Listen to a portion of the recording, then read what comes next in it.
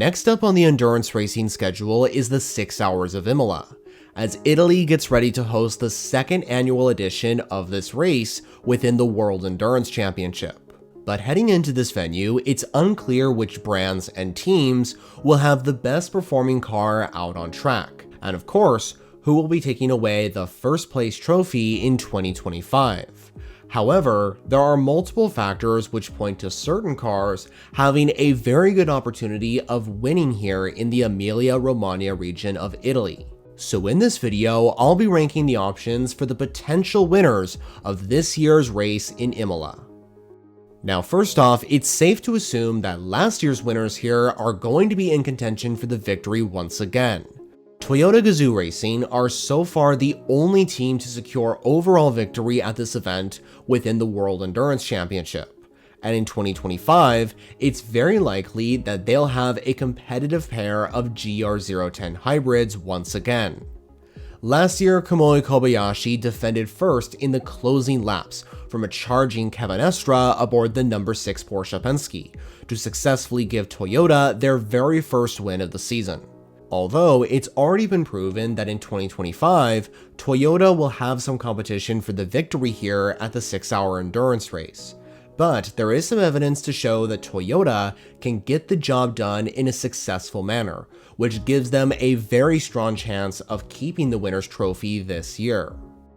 Next is Ferrari, and in my opinion, the Italian manufacturer is the favorite to win heading into this race, and there are a few reasons why I think that.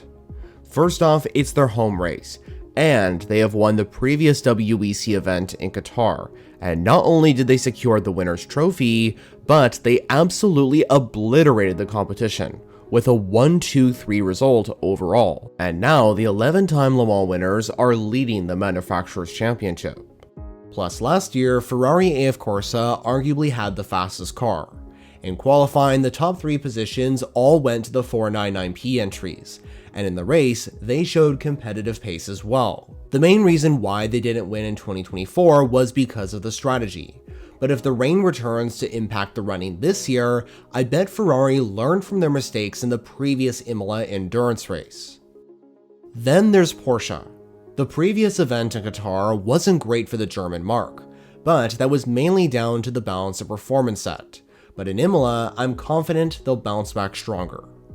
Like Toyota and Ferrari beforehand, Porsche were also very fast last year, and the 2 Porsche Penske entries were major contenders for the win, and both cars would end up finishing in 2nd and 3rd as well. Porsche Penske Motorsport in particular look very good heading into this race, especially considering that they are coming off of another win and 1-2 result in IMSA GTP at Long Beach. Plus, they have a better set of balance of performance compared to the Qatar 1812 kilometer, as they now have lost a lot of weight.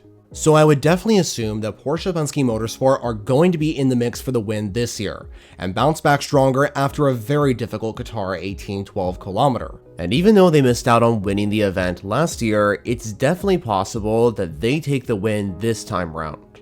Now there's one more manufacturer on this list which I think could win this race in 2025, and that is BMW. BMW have really stepped up their game this year, not just in the WEC, but across the world in other endurance racing events, either in prototype or GT racing.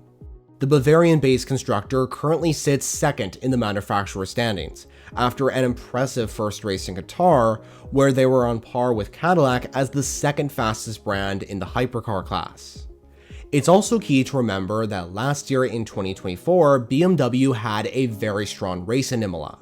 Even though the number 15 car was taken out of contention early on, the number 20 BMW was fighting for the podium in just BMW M Team WRT's 2nd race in the hypercar class. And while they ultimately finished 6th in the event, the M Hybrid V8 LMDH was still performing really good. And I think in 2025, BMW is going to be in the fight for the win with both of their cars. And honestly, I think they could actually take the victory. So those are the 4 main brands that I see have the best chance of winning the 6 Hours of Imola in 2025. But let's talk about the other half of manufacturers in hypercar. When it comes to Cadillac, historically, this has not been a great track for the V Series R. Plus, the Cadillac has been given more weight compared to Qatar. It's definitely possible, though, that things change in 2025 with the arrival of Hertz Team Jota, and Cadillac have a very strong car at Imola to fight for the win. For Peugeot, their competitiveness in hypercar is pretty unknown right now. In recent races, the 9X8 hypercar has proven to be progressing to allow the French brand to get good results, like being promoted to the podium in Bahrain last year. However, it's very hard to determine if they'll have a good car here in Imola, especially considering the fact that we don't have a lot of last year's data to go off of, because Peugeot debuted the new variation of the 9X8 at this very track, and the event was used as a learning race. It's somewhat a similar situation for Alpine. It's very possible that the A424 can be a competitive race car in the 2025 race, but like Peugeot, we don't have a lot of data to go off from last year's event, because the Alpine cars were involved in a multi-car incident and weren't in the fight for points. In 2025 though, it's definitely possible that the French brand can get in the fight for the win, especially considering that they've already proven at Qatar that they can get in the fight no matter the circumstances. Finally, there is Aston Martin, and this is the only brand that I can say for certain that won't be in the fight for the win in this Italian endurance race in 2025. And that's purely because this will be another learning event for the two Valkyrie AMR LMH cars, which have already raced in one WEC event in the past, and in total 3 races worldwide. So again, I'm confident in saying that Aston Martin won't be in the fight for the win this time round, but hopefully the two Valkyries will get a good result. So that completes this breakdown of the potential winners of the 6 Hours of Imola in 2025.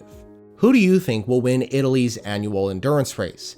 Will it be a brand like BMW getting a breakthrough win? Or will we see a returning winner like Toyota take the checkered flag once again? Well, be sure to let me know all your thoughts in the comments below. For those interested in endurance racing, I suggest subscribing if you haven't already, because I provide consistent updates on everything WEC, IMSA, and Intercontinental GT. For more videos to watch, check out the options displayed on screen. But for now, that's it from me. Thanks for watching.